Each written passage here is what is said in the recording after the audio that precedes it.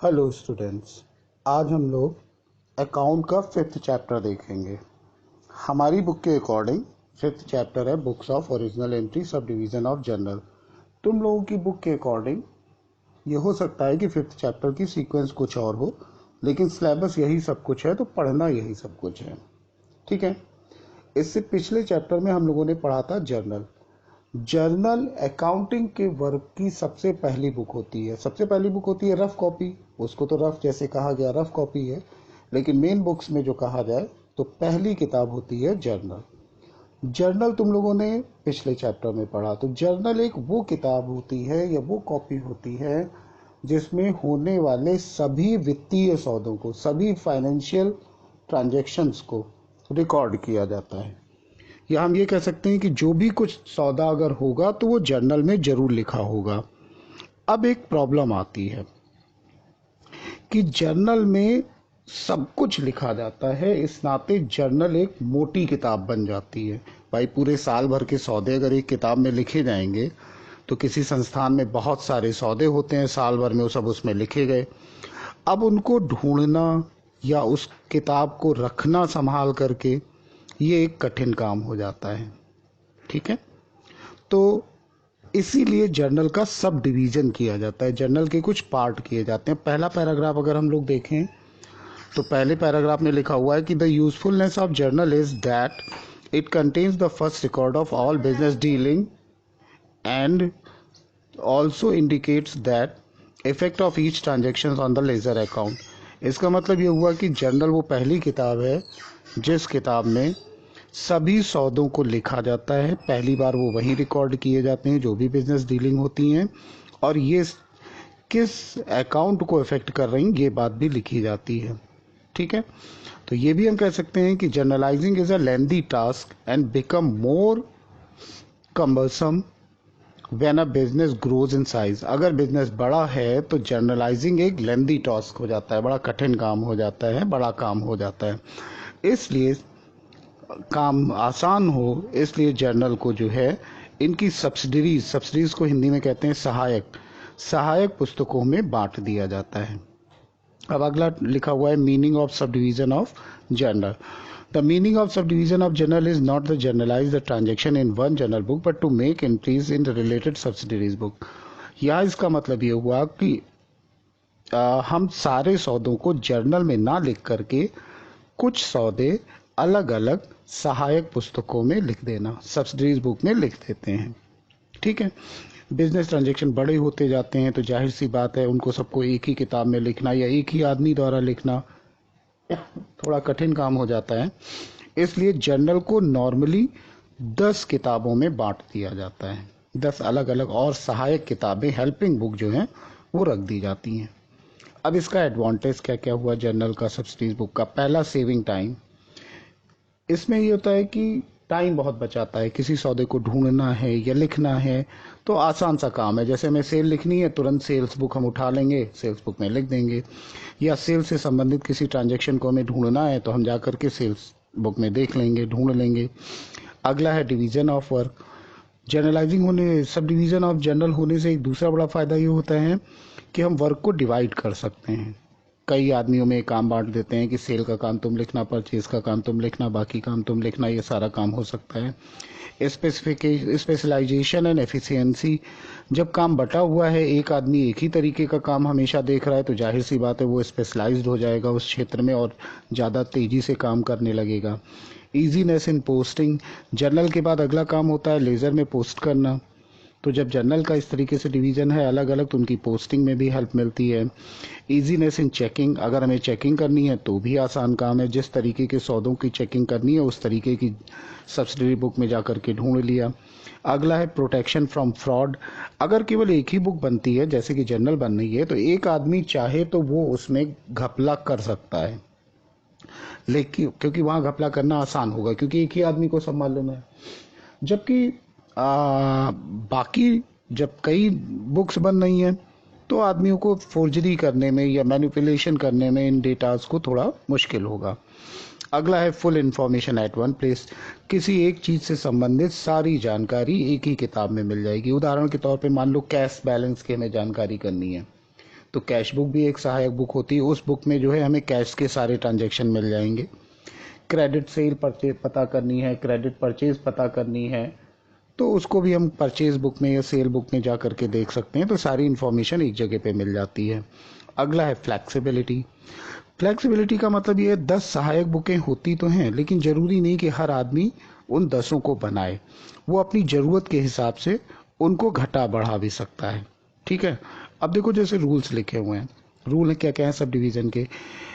If it is decided to maintain the subsidiary book, it is not necessary to maintain all the books. It depends upon the nature of transaction and size of the business. मान लो ये decision लिया गया कि हमें subsidiary book बनानी है, तो ये जरूरी नहीं है कि वो सारी बुक बनाए। ये डिपेंड करेगा बिजनेस के में होने वाले ट्रांजेक्शन पर और बिजनेस की साइज। अगला number 2, if sub division of journal is made, similar transaction must be recorded in the particular book only. अगर जर्नल का सब डिवीजन किया गया है तो जो सौदा जिस नेचर का है उसी बुक में लिखा जाएगा। नॉर्मली ये 10 सब्सिडीज बुक होती हैं। Cash book, petty cash book, purchase book, purchase return book, sale book, sales return book, bills receivable book, bills payable book, journal proper और अदर सब्सिडरी बुक में और भी अगर कोई बनाने की जरूरत पड़ती है इनके अलावा तो वो हो जाएगी। जैसा कि इन लोगों का नाम है तो अपने नाम के अकॉर्डिंग इनमें एंट्रीज की जाती हैं। जैसे पहली बुक है कैश।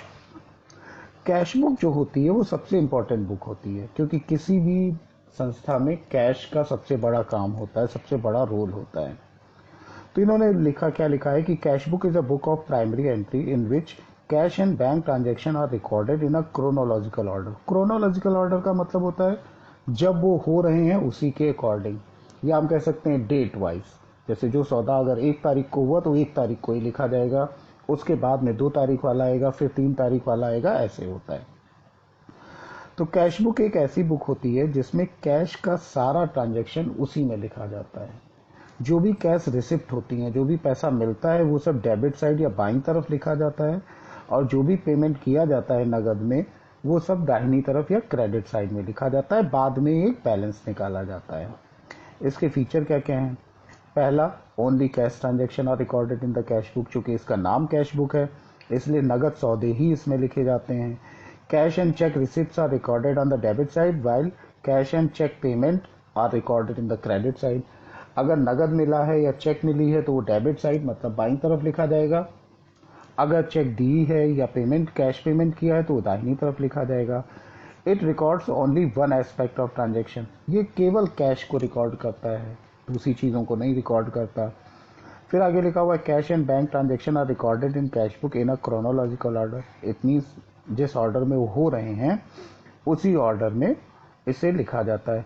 इसके अलावा कैश बुक की एक चीज़ और होती है कि कैश बुक जो है वो जर्नल और लेजर दोनों का काम करता है। मतलब कैश बुक और कैश अकाउंट दोनों का काम वो करता है। ठीक है। कैश बुक के लिए इसीलिए आता है कि कैश बुक एक सब्सिडरी बुक तो है लेकिन एक ये प्राइमरी बुक भी है। ठीक है। तो इसका मतलब क्या हुआ? इसका मतलब ये हुआ कि लेजर अकाउंट जो बनाए जाते हैं वो सब्सिडरी बुक से मदद से बनाए जाते हैं। तो कैश बुक को हम एक सब्सिडरी बुक कह सकते हैं। इसके अलावा कैश बुक जो है वो अपने आप में कैश अकाउंट और बैंक अकाउंट भी होती है, क्योंकि इसमें वही चीज़ें आती हैं जो कैश अकाउंट में लिखा जाएगा, जैसे लिखा जाएगा वैसे इसमें भी लिखा होता है, और कैश बुक से बैलेंस को सीधे ट्रायल बैलेंस में भेज दिया जाता है। इसलिए इसको हम लोग लेजर भी कह सकते हैं, सब्सिडरी बुक भी कह सकते हैं। अब बात आती है काइंड्स की। कैश बुक मेनली 3 तरह की होती हैं। एक होती है सिंगल कॉलम कैश बुक, इसमें केवल कैश का कॉलम होता है, केवल कैश रिकॉर्ड किया जाता है। नंबर 2 पे है 2 कॉलम कैश बुक या डबल कॉलम कैश बुक। इसमें कैश होता है, कैश का कॉलम, और एक डिस्काउंट का कॉलम होता है। मतलब कैश के साथ ही नॉर्मली डिस्काउंट भी आता है, वो भी लिखा जाता है। और तीसरा तरीका होता है triple column cash book. Triple column cash book में कैश का कॉलम होता है, बैंक का कॉलम होता है और डिस्काउंट का कॉलम होता है। कैश बुक कैसे बनाते हैं या इसका न्यूमेरिकल साइड क्या है, न्यूमेरिकल कैसे इसके करते हैं, वो हम लोग बाद में करेंगे। अभी हम लोग केवल थ्योरी पे कंसिडर कर रहे हैं। तो पहली बुक थी ये तुम्हारी कैश बुक। दूसरे नंबर पे आती है पिटी कैश बुक। अब देखो, कैश बुक में हम लोगों ने पढ़ा कि ये लोग कैश के सौदे लिखते हैं, लेकिन कभी कभी संस्थानों में या किसी बिजनेस ऑर्गेनाइजेशन में या कहीं पर भी कुछ बहुत छोटे छोटे कैश के खर्चे होते हैं। जैसे मान लो कैरेट दे दिया, भाड़ा दे दिया, पोस्टेज दे दिया, कन्वेंस दे दिया, चाय coffee cold drink, staff entertainment, इन पे सब पे खर्चा किया गया। तो ये बहुत छोटे छोटे खर्चे होते हैं। अब इन सारे खर्चों को अगर हम लोग कैश बुक में लिखने लगेंगे तो जाहिर सी बात है कैश बुक भी बड़ी हो जाएगी और दूसरा जो कैशियर है, जो हमारा कैश बुक बना रहा है, उसके ऊपर भी एक बर्डन आ जाएगा कि वो छोटे छोटे खर्चे बार बार लिखता रहे, उनका हिसाब रखता रहे।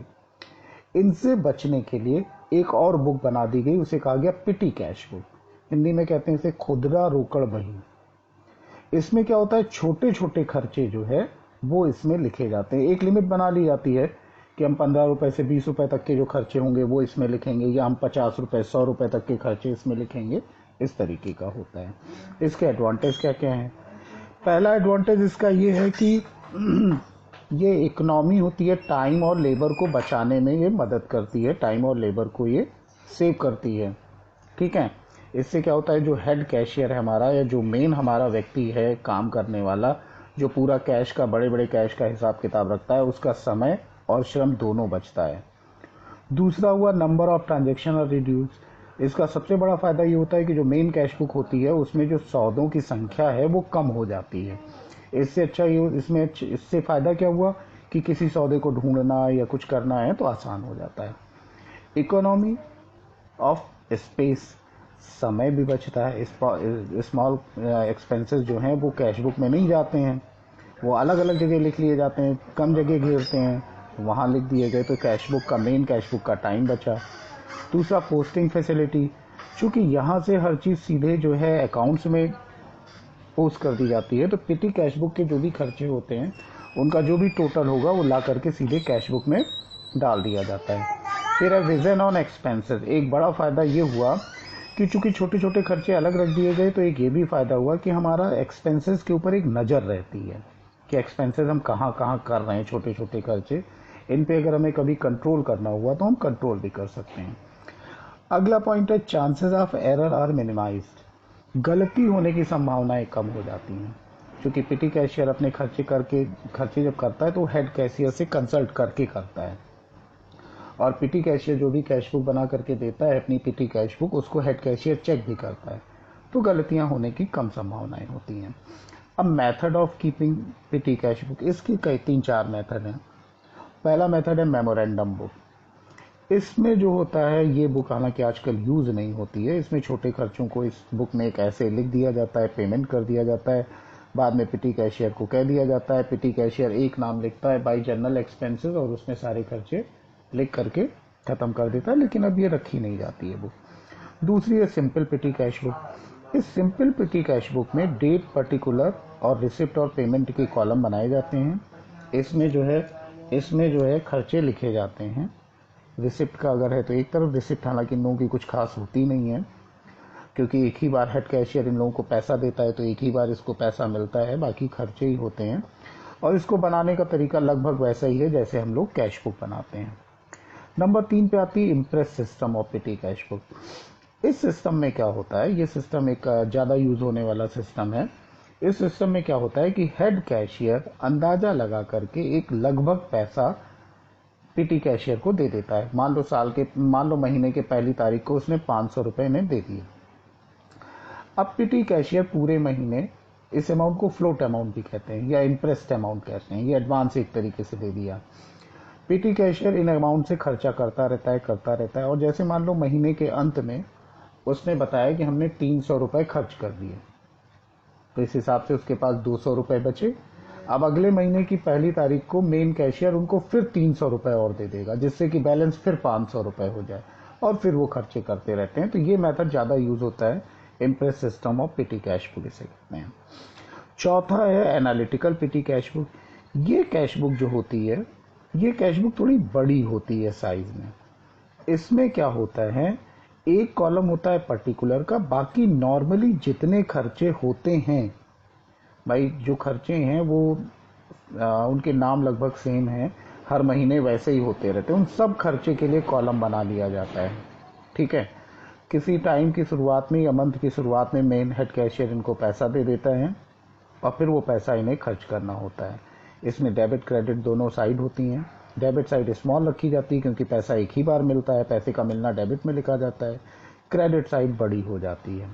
ठीक है, इसमें क्या होता है, इसकी क्रेडिट साइड में दाहिनी तरफ पेमेंट और उनकी एनालिसिस ऑफ पेमेंट, मतलब पेमेंट किस हेड में किया गया, उन सब के कॉलम बने होते हैं, तो ये बड़ी कैश बुक होती है। ठीक है, आज हम लोगों ने 2 बुक देखी हैं, इनके विषय में तुम लोगों को क्वेश्चन आंसर लिखने हैं और फिर इसके बाद का पार्ट जो 8 किताबें और बची उनके विषय में अगले वीडियो में देखेंगे।